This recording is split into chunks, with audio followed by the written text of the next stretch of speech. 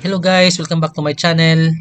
For today's video, we will review this 2026 VinFast VF6 5-seater full electric vehicle. It can approximately run from 463 to 480 kilometer EV range in one full charge. Tara, let's go!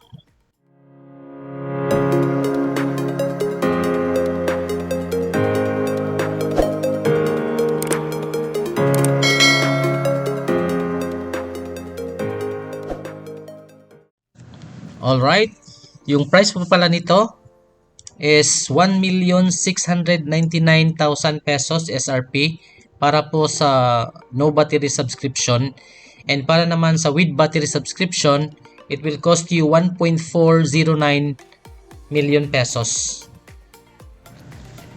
So for me guys, you can actually save up if you will go for the with battery subscription. Kasi according to the agent, around 2,300 per month yung babayaran mo for the battery subscription fee. So kumbaga in 10 years, it will cost you 276,000 pesos. Tapos yung SRP price difference ng sasakyan doon sa with battery at saka walang battery subscription is 290,000 pesos. So you can save up around 14,000 pesos in 10 years. The front fascia of the VinFast VF6 showcases a sleek and futuristic design that reflects the brand's modern electric vehicle identity. Dominating the front end is VinFast signature, the V-shaped LED daytime running light, which stretches elegantly across the nose and seamlessly integrated with the slim LED headlamps.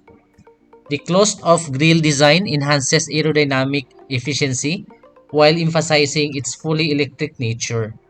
The sharp sculpted lines on the bumper, aggressive air intakes, and a sporty lower valance give the VF6 a bold and dynamic road presence.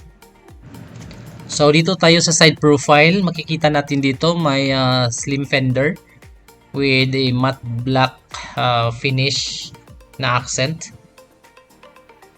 which gives more attention dito sa side profile. And of course, yung mags natin naka two-tone machine cut 23550 R19. So by the way guys, naka Bridgestone po yung gulong natin. Ayan, yung wheel dimension. So maganda po yung design ng mags. So ito po yung cover for the charging. So we have the AC, and yung sa baba naman yung DC. So yung V na letter, mag-iilaw yan pag magcha-charge.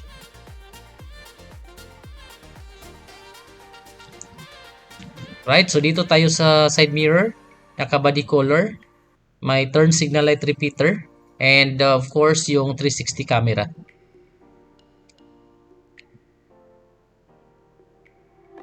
And then yung door handle, naka body color, keyless entry.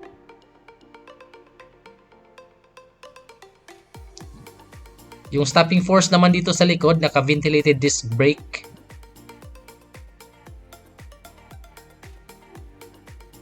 Five holes.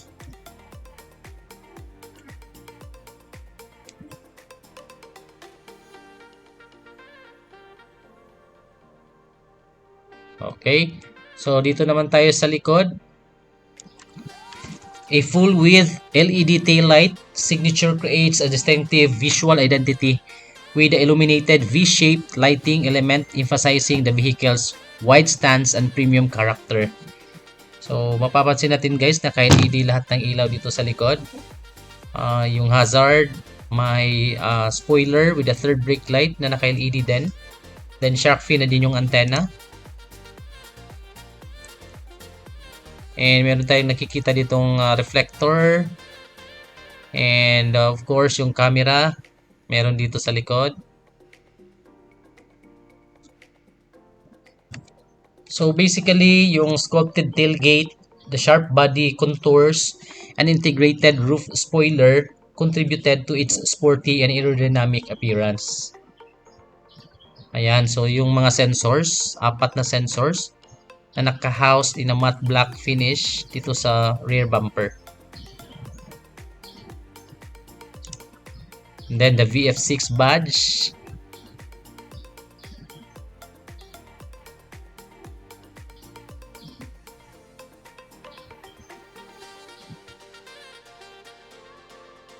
Now in terms of suspension, the front uses a MacPherson strut suspension which helps deliver precise steering response and smooth ride quality.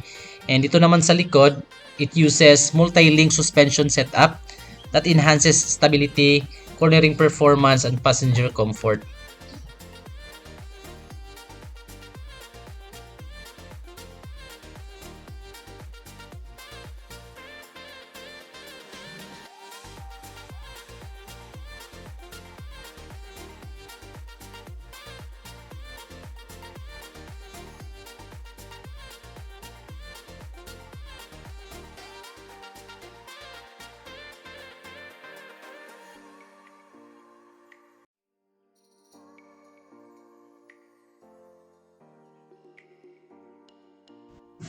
Alright, so pasok tayo dito sa loob. So dito sa loob guys, sa cabin, dominant po yung black color, including po dito sa mga upuan. Very premium po yung quality ng leather. And sa steering wheel, may mga controls tayo nakikita dito. Kasama na yung lane departure warning. Malakas po yung busina niya, katulad ng Ford. So yung infotainment at saka yung instrument cluster kasama integrated na po dito sa screen. It has 12.9 inch touchscreen infotainment display. Tapos yung mga controls for the transmission, yung parking, reverse, neutral, drive, at saka yung electronic parking is naka-buttons na po. So dito sa dashboard, merong orange stitching, naka soft touch dito. Yung aircon vents for the passenger side. Yung vanity mirror. Naka-black po pala yung color dito sa cabin. So LED na din yung cabin lights. Meron ding vanity mirror dito sa driver side.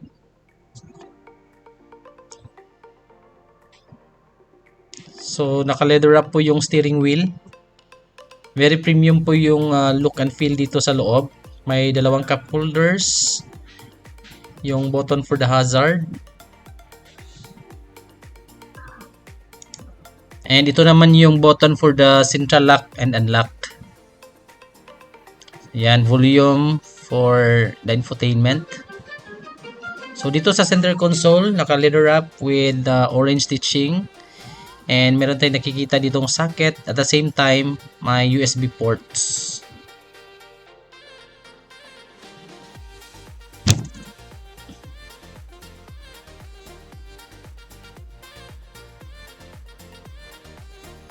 So napaka-premium po guys yung look and feel dito sa loob ng cabin. Of course, naka-electronic na po yung adjustment sa upuan. Ayan. So dito tayo sa side profile. Naka-leather yung armrest, and dito sa side profile, and parang may nakikita tayong accent na silver accent continuously connected doon sa pag-open ng door. So naka all power naman yung mga windows. May cup holder dito, and of course yung speaker.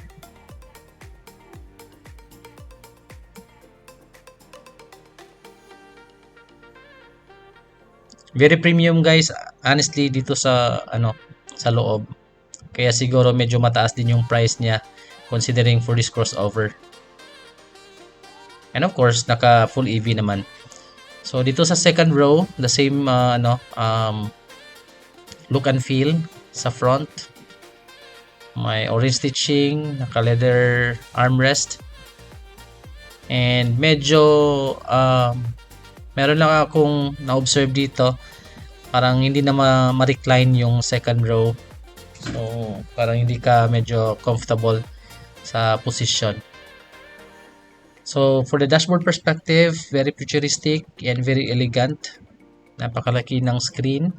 And it's unique kasi integrated na yung instrument cluster sa infotainment. So, dito sa second row, meron tayong nakikita ditong aircon vent and of course, USB ports. So, LED lahat ng ilaw dito sa loob. Pero hindi siya touchscreen unlike BYD. So, yung grab handle. Ayan, yung USB ports. Yung packet. So, in terms of legroom, medyo okay naman. And then, meron tayo ditong center console.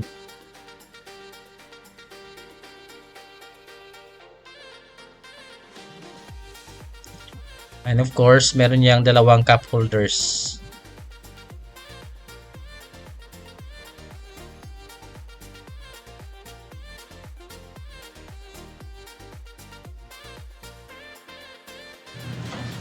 Dito naman tayo sa likod.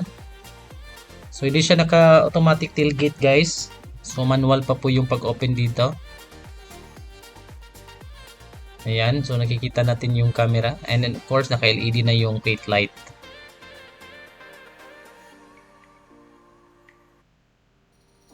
So, dito sa sa third row or sa likod, it can accommodate around 1,576 liters. So, yung dimension pala nito guys is 4,241 for the length. Yung width naman is 1,834 mm. And yung height is 1,580 mm. So, yung motor pala niya is 150 kilowatts. And then, single speed, front wheel drive. And the maximum output is 201 horsepower with a 310 Newton meter of torque. Yung battery capacity pala niya is 59.6 kilowatt hour. So in terms naman of safety, meron siyang 8 airbags. Driver, front passenger, side airbag, curtain airbag, knee airbag, and front seat middle airbag. Meron din siyang EBD, anti-lock brake system or the ABS, immobilizer, security alarm, stability control, ISOFIX, lane departure warning system, blind spot detection system, cruise control. Alright, so I hope nagustuhan ninyo yung review natin for this VinFast VF6 Plus 2026 full electric vehicle. Thank you guys for watching and see you sa next video natin. Bye and God bless.